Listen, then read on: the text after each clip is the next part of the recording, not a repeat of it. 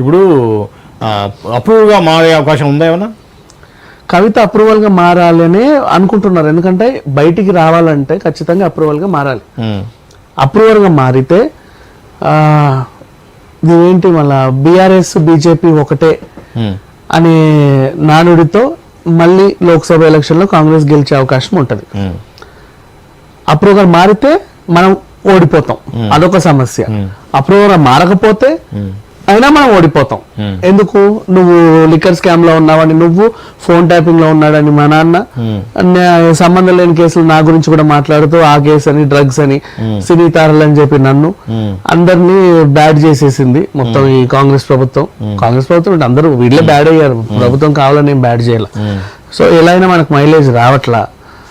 ఈ సందర్భంగా మనం ఎలక్షన్ లో ఓడిపోకుండా ఉండాలి అంటే కనీసం 4-5 సీట్లు గెలవాలి అంటే కొంచెం కొన్ని రోజులు సైలెంట్గా ఉండడమే బెటరు అని చెప్పేసి వీళ్ళు అనుకున్నారు.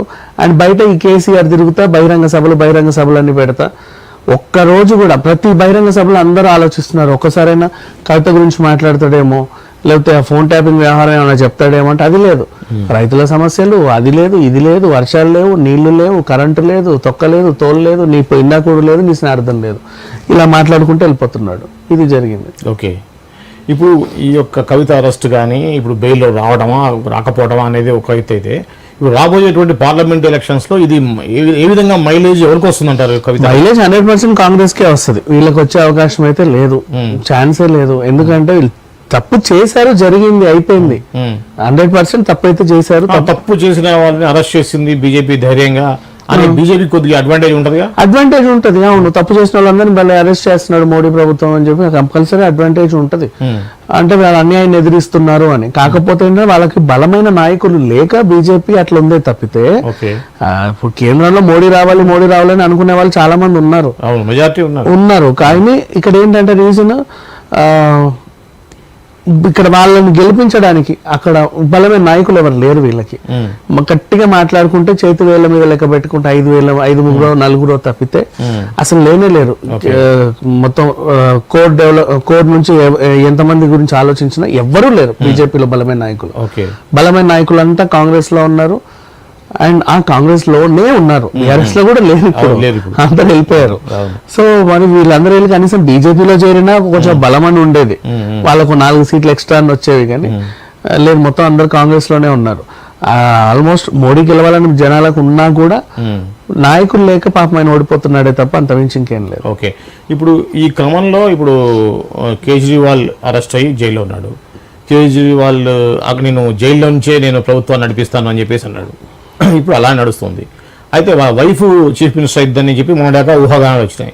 ఇప్పుడు కొత్త పేరు వినిపిస్తుంది, సందీప్ పాఠక్ ముఖ్యమంత్రి కాబోతున్నాడు ఢిల్లీ అనేది. అది యాక్చువల్గా ఏం జరుగుతుంది, ఏం జరగబోతుంది, మీకున్న అవగాహన ఏంటి? సందీప్ పాఠక్ ఈయన ఏం చేస్తున్నాడంటే ఇంటింటికి వెళ్ళి ప్రతి ఒక్కరి సమస్యలు తెలుసుకుంటాడు.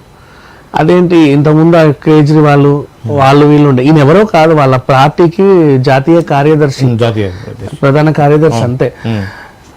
ఈయన జనాల్లోకి వెళ్తున్నాడు. ఆయన ఈ పార్టీకి సంబంధించినటువంటి వీళ్ళ వేరే మంత్రులు ఉంటారు, వాళ్ళు కూడా తిరగట్ల ధైర్యంగా. వాళ్ళు ఎందుకు తిరగట్లేదు ధైర్యంగా అంటే వాళ్ళ భయం ఏంటంటే ముఖ్యమంత్రిని లోపలేశారు, మనం ఒక లెక్క, మళ్ళీ మనం తిరిగితే మనల్ని ఏమంటారు అని చెప్పి. అయినా సరే ధైర్యంగా సందీప్ పాఠక్ అనే ఒక మనిషి జనాల్లో తిరుగుతున్నాడు. అండ్ ఆయన మీద కేసులు ఏం లేవు, క్లీన్ చిట్, కొత్త గొప్ప ఆయన మీద అరే ఈయన మంచోడు అనే ఒక అభిప్రాయం ఉంది. తరచూ జైలుకి వెళ్ళి ఈయనకి వారానికి 2 సార్లు అనుమతించారు ముఖ్యమైన వాళ్ళని కలుసుకోవడానికి. ఈయన వెళ్ళి కలుసుకొని జైలు నుంచి ఈయన పాలిస్తున్నట్టుగా ఈయన జనాల దగ్గరికి వెళ్తున్నాడు.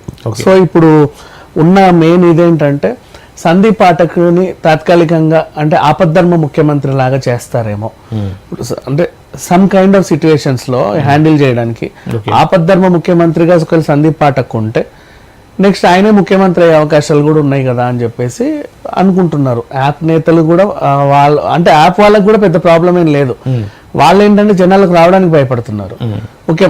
పెద్ద సార్ని అరెస్ట్ చేసిండ్రు, మనం వెళ్ళి రోడ్ల మీద తిరిగితే మనల్ని కూడా లోపలేస్తారు ఎందుకు వచ్చిన గొడవ అని. కానీ చాలా ధైర్యంగా ఈయన తిరిగేసరికి, అండ్ తిరగడం పక్కన పెడితే ప్రతి ఇంటికి వెళ్ళి డోర్ కొట్టి వాళ్ళ సమస్యలు తెలుసుకుంటూ రాసుకుంటూ వెళ్తున్నాడు.